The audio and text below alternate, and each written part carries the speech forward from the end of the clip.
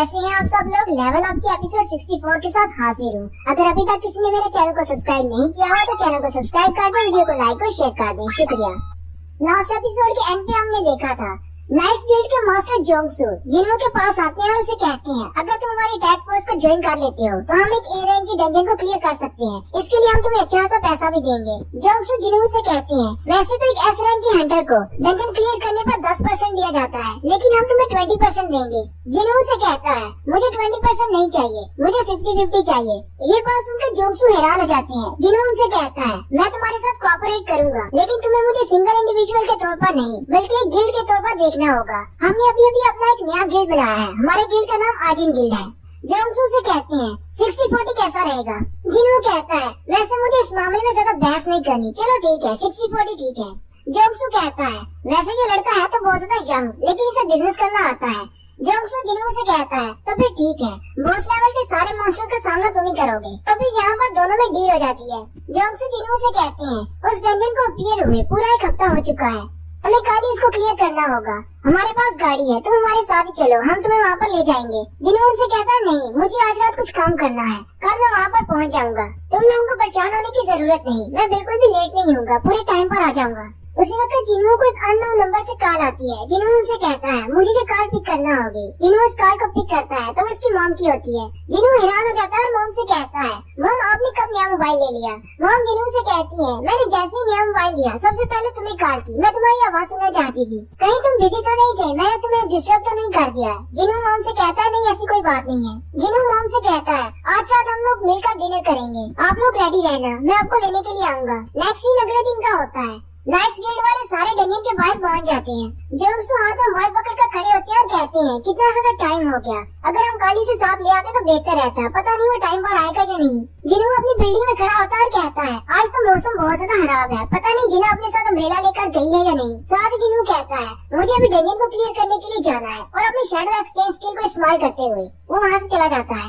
Next scene जिना के school का दिखाया जाता है, जहाँ पर 3 लड़के उनको सजा दी जाती है। उन्होंने आर्ट्स की क्लास वालों के लिए प्लास्टर फिगर्स उठाकर लाने होते हैं जो कि एक बंद कमरे में बड़े होते हैं। वहाँ पर 3 लड़के होते हैं, वो कहते हैं हमें टोटल 6 प्लास्टर फिगर्स लेकर जाने हैं, अगर एक बार में एक भी लेकर जाएंगे तो हमें तो 2 चक्कर लगाने पड़ेंगे, कितना बोरिंग काम है। वो दरवाजा खोलकर जैसे अंदर दाखिल होते हैं कहते हैं यहाँ पर तो बहुत ज्यादा धूल मिट्टी है, पता नहीं आखिरी बार यहाँ की सफाई कब हुई थी। उनमें से एक लड़का जैसे थोड़ा सा आगे बढ़ता है उसे सामने गेट नजर आता है, वो उस गेट के सामने जाकर खड़ा हो जाता है और बाकी दोनों से कहता है तुम लोग डर क्यों रहे हो, तुम्हें नहीं पता कि इन गेट्स के अंदर सिर्फ हंटर्स ही जा सकते हैं और इन गेट्स के अंदर से कोई भी बाहर नहीं निकल सकता। वैसे भी एक डंजन के गेट को ब्रेक होने के लिए कम से कम 1 हफ्ता चाहिए होता है, 1 हफ्ते के बाद ही मॉन्स्टर्स बाहर निकल सकते हैं। वो दोनों लड़के आपस में बातें करना शुरू कर देते हैं और कहते हैं तुमने तो अभी थोड़ी देर पहले कहा था कि ये रूम पूरे महीने के लिए बंद था और आज ही हमने आकर इसको खोला है और हमें एक गेट मिला है, पता नहीं इस गेट को यहाँ पर ओपन हुए कितने दिन हो चुके होंगे। उसी वक्त उस गेट में क्रैक पड़ना शुरू हो जाते हैं और वो गेट टूट जाता है और उसके अंदर से एक मॉन्स्टर निकलता है और सामने खड़े लड़के को पकड़ लेता है। बाकी के दोनों लड़के बहुत ज्यादा घबरा जाते हैं। वो लड़का उनसे कह रहा होता है मेरी मदद करो, लेकिन वो मॉन्स्टर अपने हाथ से उसके सर को पिचका देता है और उसे मार देता है। ये देखकर दोनों लड़के बहुत ज्यादा घबरा जाती हैं। उसी वक्त एक और मॉन्स्टर अंदर से बाहर निकलता है, थोड़ी ही देर में वो बाकी के दोनों लड़कों को भी मार देता है। और यहाँ पर ऑर्क्स के बारे में बताया जाता है, इन ऑर्क्स के पास इंसानों की तरह इंटेलिजेंस तो नहीं होती, लेकिन इनकी नाक बहुत ज्यादा तेज होती है। ये अपने शिकार को बहुत दूर से ही सूंघ सकते हैं और इनका सिर्फ एक ही मकसद होता है उन्हें शिकार को मारना, क्योंकि इन्हें खून की स्मेल बहुत ज्यादा पसंद है। और ये सारे ऑर्क्स पूरे 1 हफ्ते तक एक डंजन के अंदर बंद रहे हैं जहाँ पर इनके लिए कुछ भी नहीं था। अब जैसे ही वो अंधेरे से बाहर निकले हैं और अब वो शिकार करेंगे और वो एक ऐसी जगह पर है जहाँ पर बहुत सारे बच्चे हैं, यानी कि उनके लिए बहुत ज्यादा शिकार है। उनमें से एक और कहता है यहाँ पर तो बहुत ज्यादा शिकार है, नीचे भी है ऊपर भी है, क्योंकि वो स्कूल की बिल्डिंग है, वहाँ पर हर तरफ बच्चे ही बच्चे हैं। वो और कहता है ये बिल्डिंग तो बिल्कुल एक कासल की तरह है, मैं जाकर हंटिंग स्टार्ट करता हूँ, तुम जाकर हमारे बाकी के भाइयों को बुला लाओ। वो अपने पीछे खड़े दूसरे ओक से कह रहा होता है और कहता है पहले हमें इस कासल में मौजूद सारे इंसानों को मारना है, उसके बाद ये कासल हमारा हो जाएगा, फिर हम लोग अपनी रियल हंटिंग को स्टार्ट करेंगे। वो जैसे ही उस बंद कमरे से बाहर निकलता है, बाहर गैलरी में बहुत सारे बच्चे खड़े होते हैं, वहीं पर एक लड़की लड़का खड़े होते हैं। लड़की उस लड़की को एक ड्रिंक दे रही होती है और कहती है ये मैं तुम्हारे लिए लेकर आई हूँ, और वो बहुत ज्यादा खुश होते हैं। उसी वक्त वो सामने देखती है तो बहुत ज्यादा डर जाती है। वो एक मॉन्स्टर भागता हुआ आता है और जंप करते हुए पहले उस लड़के को मार देता है। नेक्स्ट सीन फिर से डंजन का होता है। जिन्हों उस डंजन के बाहर पहुंच जाता है। जिन्हों कहता है ये तो गेट वाकई में बड़ा है। जिन्हों वहीं पर कलेक्शन टीम और माइनिंग टीम को भी देख रहा होता है। जिन्हों कहता है ये लोग भी बिल्कुल हंटर्स गिल्ड की कॉपी कर रहे हैं। जिन्हों अटैक फोर्स की तरफ देखता है और कहता है इनके पास 13 ए रैंक के हंटर हैं और 20 बी रैंक के हंटर्स। इनके पास तो वाकई में बहुत ज्यादा ए रैंक के हंटर्स हैं। वो सारे हंटर्स जैसे जिन्हों को वहाँ पर देखते हैं वो बहुत ज्यादा एक्साइटेड हो जाते हैं और जिन्हों के सामने आकर खड़े हो जाते हैं और कहते हैं जेजू आइलैंड की रेड बहुत ही अच्छी थी, तुमने वहाँ पर कमाल कर दिया। तुम अपने सारे शैडो सोल्जर्स को कैसे बुलाते हो? क्या वो वाकई में शैडो सोल्जर्स हैं? वो सारे इतनी ज्यादा एक्साइटेड होते हैं कि जिन्हों से कहते हैं क्या आज की रेड को तुम लीड करने वाले हो? उसी वक्त येरियम आगे बढ़ती है और उन सबसे कहती है तुम लोगों ने यहाँ पर क्या रश लगाया हुआ है, पीछे हट जाओ। येरियम जिन्हों को अपने बारे में बताती है और कहती है मैं इस गेट टीम की मेन हीलर हूँ, मैं एक ए रैंक की हीलर हूँ। उसी वक्त वहाँ पर जोंगसू भी आ जाता है। जिन्हों से कहता है मुझे लगता है कि तुमने अपनी टीम को ठीक तरह से एक्सप्लेन नहीं किया। जोंगसू अपनी अटैक फोर्स से कहता है मैं तुम लोगों को लीड करूंगा। ये बात सुन के उसकी अपनी ही टीम का मुंह बन जाता है। वो कहते हैं फिर से तुम क्यों, लेकिन हमारे पास सम जिन्हों जो है वो लीड करेगा। जोंगसू उनसे कहते हैं हंटर सम जिन्हों पीछे रहेंगे और हमें सेफ रखेंगे, बाकी सारा काम हम लोग करेंगे। उसी वक्त वॉइस मास्टर आगे बढ़ता है और उनसे कहता है अब हम लोग इतने भी ज्यादा कमजोर नहीं है कि हमें किसी की प्रोटेक्शन की जरूरत हो। जोंगसू जिन्हों से कहते हैं मेरे सारे बंदे ऐसे ही हैं, हो सकता है तुम्हें थोड़ा सा रूड लग रहा हो। जिन्हों कहता है मुझे लगता है कि इन्हें अपने आप में कुछ ज्यादा कॉन्फिडेंस है। जोंगसू फिर से मोबाइल पर टाइम देखता है और कहता है चलो हम लोग को अंदर चलना चाहिए, टाइम हो गया। नेक्स्ट सीन हंटर एसोसिएशन के इमरजेंसी कॉल सिस्टम का होता है। रिसेप्शन में बैठी लड़की को स्कूल से एक लड़की कॉल करती है। वो लड़की बहुत ज्यादा रो रही होती है और साथ में हिचकियां लेते हुए बताती है हमारे स्कूल में एक डंजन ब्रेक हुई है जिसमें से मॉन्स्टर निकल आए हैं और उन्होंने बहुत सारे बच्चों को मार दिया है। रिसेप्शन वाली लड़की भी सुनकर बहुत ज्यादा हैरान हो जाती है, साथ ही सायरन बजने शुरू हो जाते हैं। रिसेप्शन वाली लड़की से कहती है तुम इस वक्त कहाँ से कॉल कर रही हो? वो लड़की कहती है मैं इस वक्त वॉशरूम में छुपी हुई हूँ, मैं अपने दोस्त के साथ थी लेकिन मेरा दोस्त मर गया। रिसेप्शन वाली लड़की से कहती है वहाँ पर कितने ज्यादा मॉन्स्टर्स हैं, क्या वो तुम्हारे करीब हैं? वो लड़की से कहती है नहीं मुझे कुछ भी सुनाई नहीं दे रहा, यहाँ पर चीहू की आवाज है, क्या मैं मरने वाली हूँ? रिसेप्शन वाली लड़की से कहती है नहीं ऐसा कुछ भी नहीं होने वाला, तुम बस शांत रहो और वहीं पर छुपी रहो, हमारे हंटर्स वहाँ पर आ रहे हैं, तुम बच्चों को नहीं छोड़ेंगे, हम लोग जरूर तुम लोगों को बचा लेंगे। रिसेप्शन वाली लड़की उससे कहती है क्या तुम उन मॉन्स्टर्स के अपीयरेंस के बारे में बता सकती हो, किस किस्म के क्रीचर्स है वो लड़की से कहती है हाँ मुझे पता है, मैंने टीवी पर उनको पहले देखा हुआ है। रिसेप्शन वाली लड़की कहती है तो फिर जल्दी से बताओ उनका नाम क्या है, वो किस तरह के मॉन्स्टर्स हैं? वो लड़की हिचकियां लेते हुए से कहती है उनकी बॉडी इंसानों की तरह की है लेकिन उनके चेहरे बहुत ज्यादा भद्दे हैं और वो हरे रंग के हैं। ये बात सुनते ही रिसेप्शन वाली लड़की बहुत ज्यादा घबरा जाती है और उसे कहती है क्या वो ऑक्स है?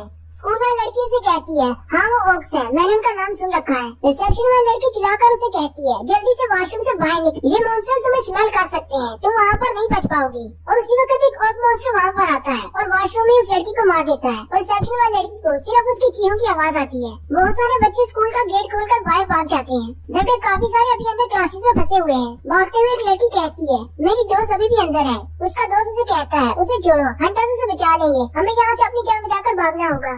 ऑक्स को भी पता होता है कि कुछ बच्चे भाग गए हैं, वो कह रहे होते हैं हमें लगता है कि हमने अपना आधा शिकार खो दिया है। दूसरा ऑक्स उसे कहता है कोई बात नहीं, यहाँ पर अभी भी बहुत सारे हैं, हमने नीचे से उनका रास्ता ब्लॉक कर दिया है, ऊपर वाले फ्लोर पर भी बहुत सारे बच्चे हैं, चलो ऊपर चलते हैं। फिर वो ऊपर वाले फ्लोर की तरफ चले जाते हैं। वहाँ एक क्लासरूम में बहुत सारे बच्चे होते हैं, उन्होंने दरवाजे को चेस रखकर ब्लॉक किया होता है। वहीं पर जिन्हों की बहन जिना भी होती है जबकि जिना की दोस्त हान सॉन्ग भी होती है। कुछ लड़के अपने हाथ में डंडे लेकर खड़े होते हैं ताकि मॉन्स्टर्स को मार सके, लेकिन उसी वक्त एक मॉन्स्टर दरवाजे को तोड़ता हुआ अंदर आ जाता है और सामने खड़े बच्चों को मार देता है।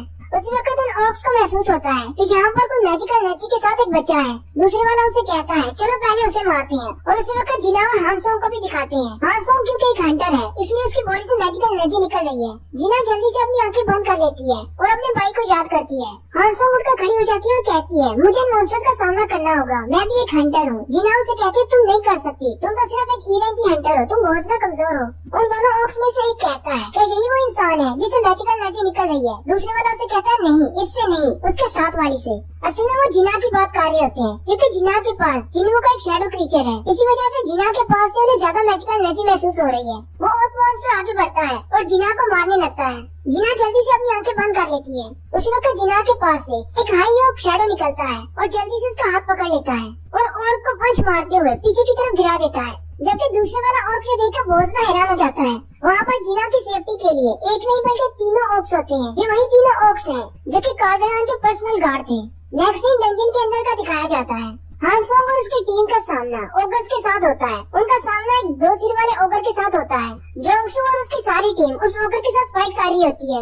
वॉइस मास्टर भागता हुआ पहले आगे जाता है और कहता है सबसे पहले मैं अटैक करूंगा, और वो जंप करते हुए उस ओगर की एक आंख पर अटैक करता है और साथ ही बाकियों से कहता है अब तुम लोगों की बारी। और फिर बाकी के नाइट्स आगे बढ़ते हैं और उस ओगर को मारना शुरू कर देते हैं, जबकि उनके हंटर्स टीम में जो मैजिशियंस होते हैं वो भी अपने मैजिक को इस्तेमाल करते हुए उस ओगर पर अटैक करते हैं और थोड़ी ही देर में वो उस ओगर को मार देते हैं।